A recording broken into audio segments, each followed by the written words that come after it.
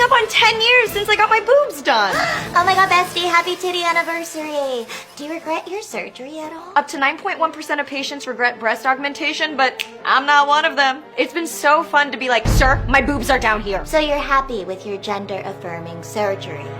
Oh, I never thought about it like that, but yeah, I guess I am. You know who else is happy with gender-affirming surgery? Trans people who experience less than 1% of regret. Wow, that's not a lot of regret at all. 16.2% of people regret their tattoos. And 7% of people regret having kids. Yeah, my mom definitely regrets having me. She told me. 47.1% of patients regret breast reconstruction, 15% regret a nose job, 4.6% regret LASIK, and even 13.1% of people regret chemo. Wow. Knee replacement and hip surgeries have higher regret rates than gender-affirming surgery. You know, to put it into perspective, 14.4% of the broader population regrets similar surgeries that less than 1% of trans people do. That is significant. And as the study from 2018 aptly put, regret after gender-affirming surgery is an exceedingly rare event. Plus, gender-affirming care, it's not just for trans people.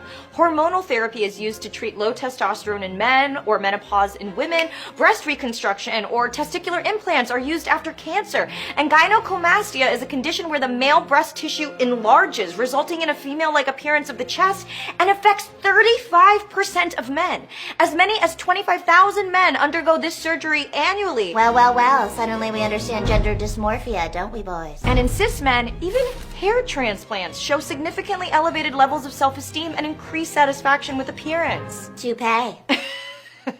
Good one. The writing on this is good, right? Now you might say, hey, these studies are biased because it requires an insane amount of paperwork and legal loop-de-loop in order to get gender-affirming surgery in the first place. So clearly the people who want it must really want it. Aha, so these people are admitting they're part of the problem. We need to make gender-affirming care more accessible. 51 studies found that gender transition improves the well-being of transgender people. Right. Even just being prescribed gender-affirming hormones helps them have significantly lower levels of depression. Plus, the most common cited reason for detransitioning was due to pressure from a parent, pressure from other family members, pressure from spouses or partners, or because they faced too much harassment or discrimination post-transition and had trouble getting a job. You know, it's far more common for people to regret not transitioning or to regret delaying start of treatment. And usually the source of the regret itself is because the results were suboptimal. Not because they got the surgery and suddenly were like, oh my god, I'm actually not trans. Please give me my titties back, doctor. Honestly, if you care about blocking gender-affirming care, you're a loser. With too much time on your hands, get a hobby, scrapbook. Seriously, go die. JK. Ooh, that was clever. That was spicy. A little bit of edge on that one. Stop it. It's that gender-affirming care. These titties, they make me spicy. They make me unstoppable. I just gotta share my opinion. They ironically gave you a big head. And big titties. Unstoppable titties. Gender-affirming care. care. Vote your titties for president. I'm gonna put your titties on the ballot this next election cycle. If there is a next election cycle. Good news, everyone! Tonight, a state's change of heart. A community stands up, new champions stand out, and more. Good news starts right now.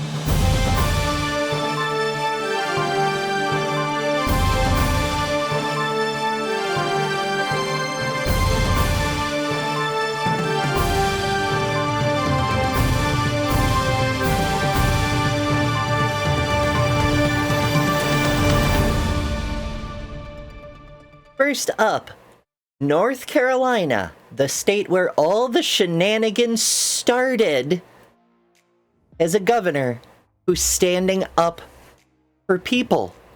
Imagine that. North Carolina Governor Josh Stein vetoes anti-trans and anti-DEI bills, calling them mean-spirited. North Carolina Governor Josh Stein has vetoed 3 bills that targeted diversity, equity, and inclusion programs, and one that had anti-trans provisions that would have let parents opt their children out of instruction on certain subjects. Stein, who is a Democrat, vetoed the bills last week, the Associated Press reports. Senate Bill 227 would have eliminated DEI programs in public schools K through 12. Senate Bill 558 would have banned the teaching of certain concepts related to DEI in public higher education, such as the North Carolina university system. House Bill 171 would have ended DEI in state and local governments, demonstrating none of them understand what the hell DEI is. House Bill 805 would have prohibited state-funded gender-affirming surgeries or hormone treatments for prison inmates. It also would have said North Carolina officially recognizes only 2 genders, and if a trans person updates their birth certificate, it would have required the original birth certificate to be attached. Another provision would have required school boards to let parents or guardians request that their children be excused from any activity, discussion, or assigned reading that would, quote, would impose a substantial burden on the student's religious beliefs, or invade the student's privacy by calling attention to the student's religion. I don't think I need to explain why that is incredibly asinine. Quote, at a time when teachers, law enforcement, and state employees need pay raises and people need shorter lines at the DMV, the legislature failed to pass a budget and instead wants to distract us by stoking culture wars that further divide us, Stein said in a press release. These mean-spirited bills would further marginalize vulnerable people and also undermine the quality of public services and public education. Therefore, I am vetoing them. I stand ready to work with the legislature when it gets serious about protecting people and addressing North Carolinians' pressing concerns. He also issued veto messages saying, quote, our diversity is our strength, and we should not whitewash history or ban books. The fact that any of these are considered partisan or controversial statements is a testament to the sorry shape of our United States. But it's good that we have leaders willing to stand up and say these things. Legislators could try to override his vetoes. In the House, Republicans are 1 vote short of a veto-proof majority, the AP reports. The DEI bills received no Democratic votes, but 1 Democrat voted in favor of the bill with anti-trans and student opt-out provisions. Then, last week, Stein signed a bill to expand North Carolina's Medicaid program. Medicaid is, of course, a joint federal-state program that pays for health care for low-income people and some with disabilities. Many LGBTQ+ people rely on Medicaid coverage. Quote, this bill will strengthen North Carolina's Medicaid program by providing coverage for women who have just given birth for 12 months, making telehealth services more accessible, and launching a new statewide Medicaid health plan for children and young adults served by the child welfare system, the governor said in a press release. However, much is still needed from our state legislature when it comes to protecting Medicaid, including a full rebase to preserve current services and a serious effort to defend against devastating federal cuts, he added. The federal budget bill signed into law by the president last week will cut $1 trillion from Medicaid over the next several years, ending coverage for millions. All of that is to say that despite the sorry shape of the country and the fact that many states are under the yoke of Gilead even now, in the very state where the first bathroom ban bill was originally proposed, the governor is taking a stand against this nonsense that hurts people. And that can only be good news. Next up, our dear friend, the angry gay grandpa, is up to causing more good trouble. But first, a quick refresher on who exactly the angry gay grandpa is. So maybe I'll start a little bit softer.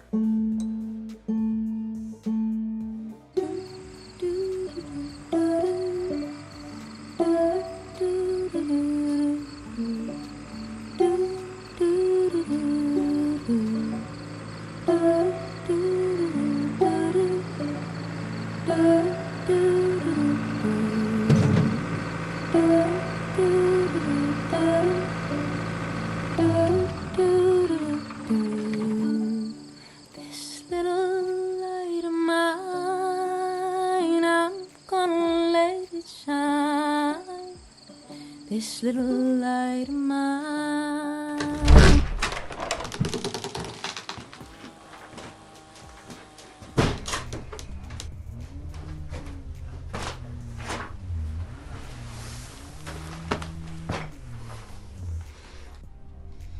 Dad? Before you say anything, I just want to apologize for what I said this morning. I've been doing a lot of thinking. If you want to change your name, if you want to wear a dress. It's a skirt, Dad. Skirt. I don't know the kind of support you need, but let's get you some for all this transgender stuff. Wait. Are you serious? Dad, what is this? Oh, this is me supporting you. This is me saying I love you. This is me not losing you.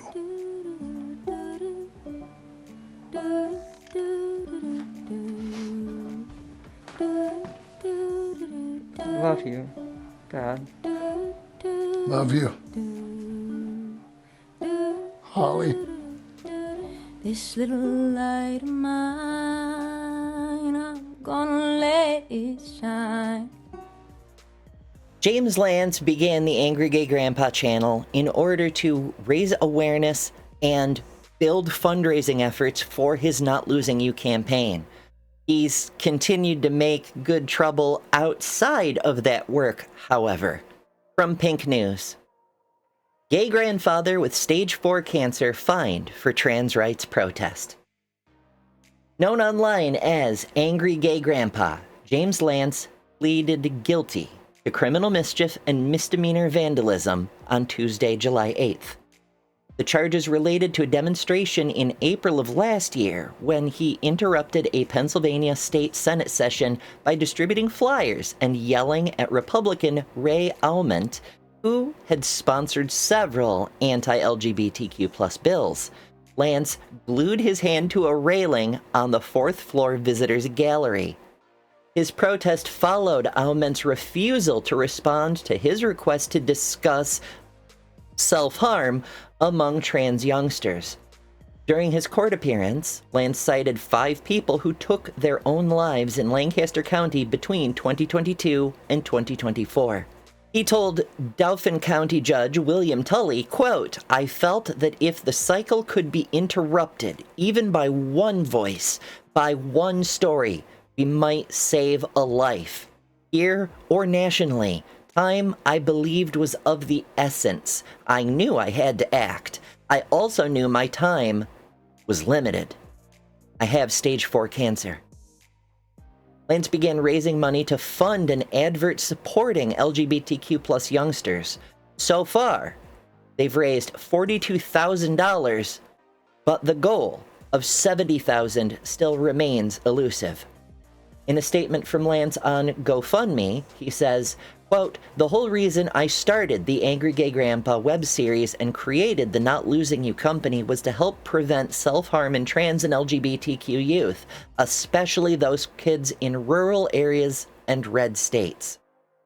Quote, "In order to keep doing that and give these kids some encouragement, I wanted to take Bishop Buddy's example, whom we've also covered here on Transpositions Weekly, and address President Trump directly to stand up for these kids and let them know that many people are rooting for them."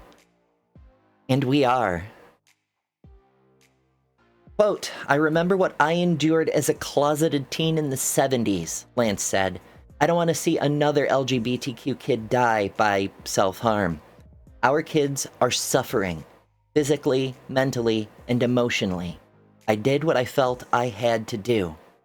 While it's very understandable that an old man is acting out of sympathy and empathy for his own life experiences to make things better for future generations who are at the tip of the spear, as one might say, the fact of the matter is we all have a limited time on this earth, and we all ostensibly want to see a better future for those who come after us, so they don't have to suffer in the ways we did. James Lance is a very commendable human. He's done a lot of good and continues to act up and make good trouble. The question I ask viewers to consider is, why not them too?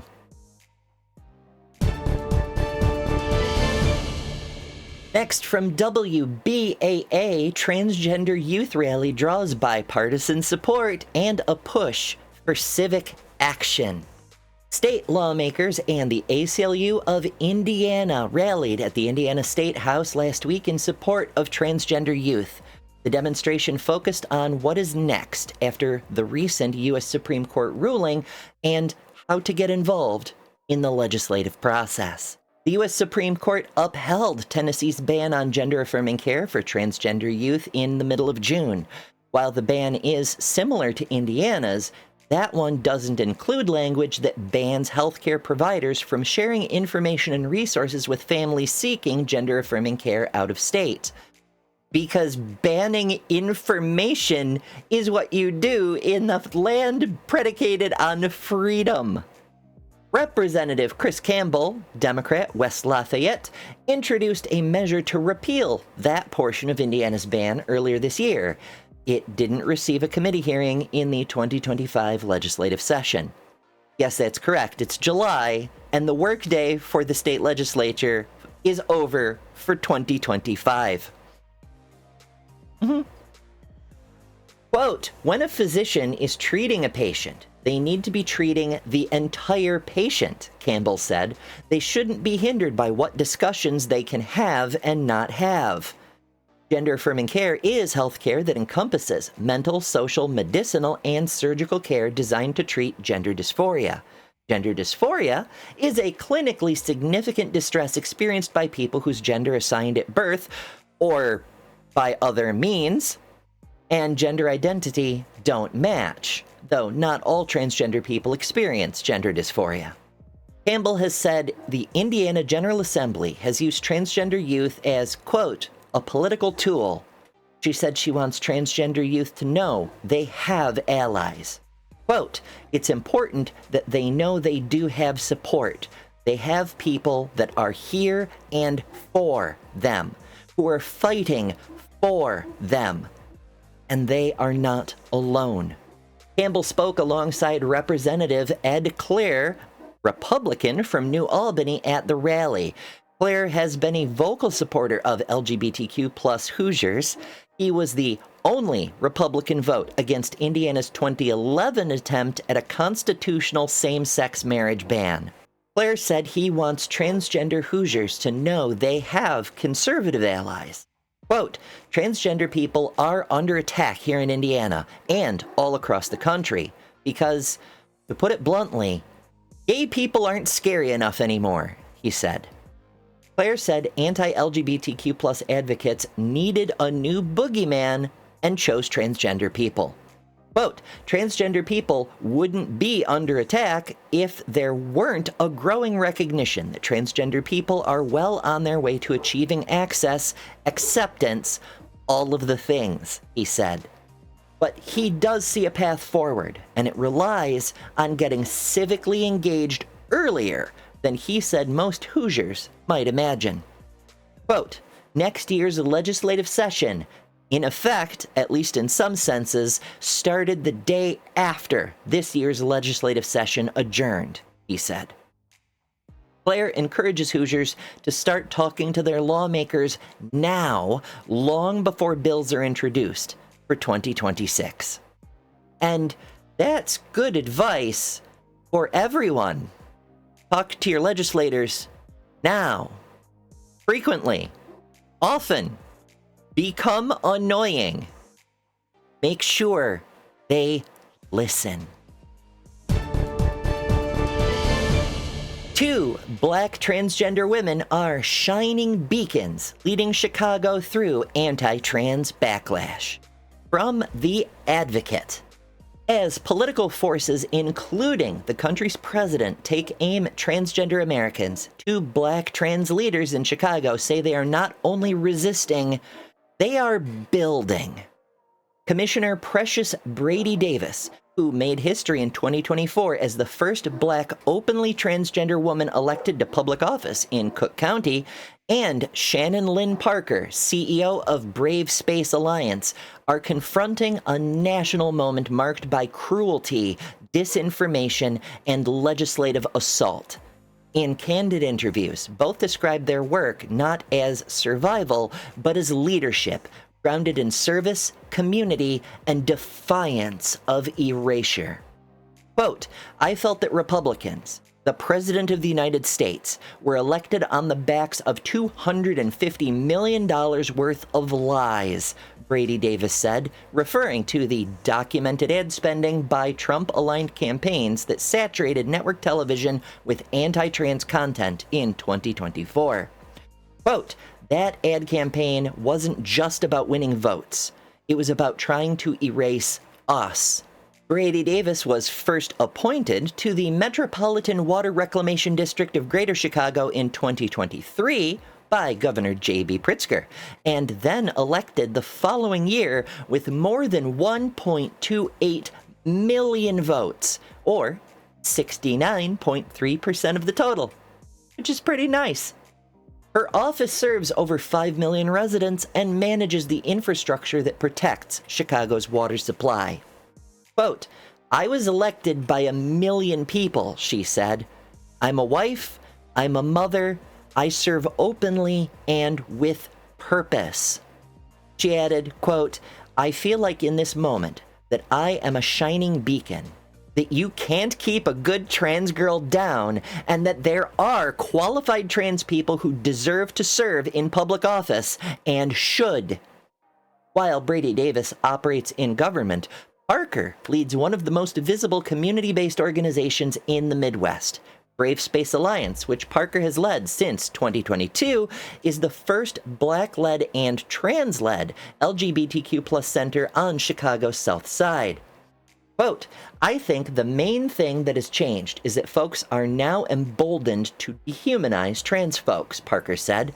This administration has given bigoted people a cathartic release to say, finally, I can say and do all the things I've wanted to do to you all for the longest.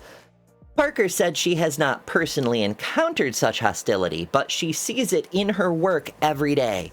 Quote, I have layers of protection the average trans person does not, she said. Where I do see it show up in real time is with my participants. That includes trans people being denied affirming health insurance, detained at the border over gender marker discrepancies, or grappling with mental health crises driven by fear and instability. Quote, some are all but having mental and emotional collapses based off of the complete uncertainty of what the next months, let alone the next year, brings, she said. Brave Space Alliance has not relied on federal funding by design. Quote, early on in my being the CEO, I had this gut feeling not to accept federal money because I just wasn't sure how this election was going to turn out, Parker said. I figured if it went the way it did, the federal government would not be friendly towards organizations like Brave Space. Both women reject the idea that transgender people are liabilities to the political coalition that once claimed to defend them. Brady Davis, while praising Pritzker's support, said the national Democratic response to the anti-trans attacks was inadequate. Quote, we let $250 million of anti-trans ads blanket the airwaves. Not a word was said back, she said. The advisors were wrong. Frankly, they were wrong. She also emphasized that being trans is just one part of who she is, and that she leads with a broader vision of service. Quote, it has not just been the LGBTQ community, she said. It has been service to the environment. It has been clean water for all. It has been advocating for diversity, equity, and inclusion for all kinds of people. Parker, too, is focused on connecting the dots, showing how anti-trans policies are part of a broader effort to erode rights and protections for everyone. Quote, my gender-affirming care is linked to your bodily autonomy, she said. Birth control, reproductive rights, so on and so forth. She said the most potent tool remains reminding people that they are not alone and not the problem. Quote, this administration continues to try to gaslight people into believing if you were not this way, this wouldn't be happening to you, Parker said. But you're not the problem. Looking ahead, both leaders are focused on building not just visibility, but capacity. Brady Davis said her victory proved that people across ideological lines can recognize character. Quote, there are people who've known me since I was a teenager and vote Republican, but love me dearly, she said. They listen to my experience. I listen to their concerns, and I think you change hearts and minds by tapping into people's humanity. For Parker, the goal is to deepen Brave Space Alliance's roots, not just expand it. Quote, my hope in the coming years is that we're not just responding to crisis, but we continue to build capacity, she said. I want dignity to be the baseline and not the exception. In this moment of national retreat, both women remain steadfast. Quote, this is my life's work, Brady Davis said, and I will continue to advocate for the rights of all people, even those who try to take my humanity from me. If you enjoy content like this, make sure to subscribe. Transpositions Weekly is the first and only weekly trans news show in the universe, and we need your support to keep this show going. Contribute at patreon.com/thetranspositions. Spread the word over social media to let people know we're here. And tell us what stories matter to you by joining the community on Discord. Discord, of course, is where the memes live. And our meme of the week was posted by Sapphire Light. And if you want to avoid the real creepy predators looking for any excuse to invade your privacy, join us. Also, if you have good news concerning trans people you'd like to see reported on, you can tell us about that in the Discord as well.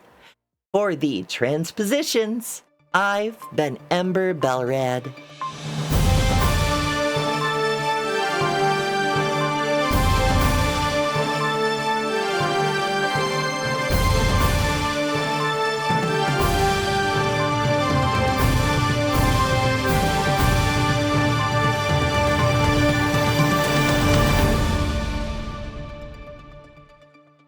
You'll notice I took my nose ring out since it apparently inhibits your ability to have an intellectual conversation or cognitively process, far be it from me, to allow a piece of my jewelry to inhibit your brain function.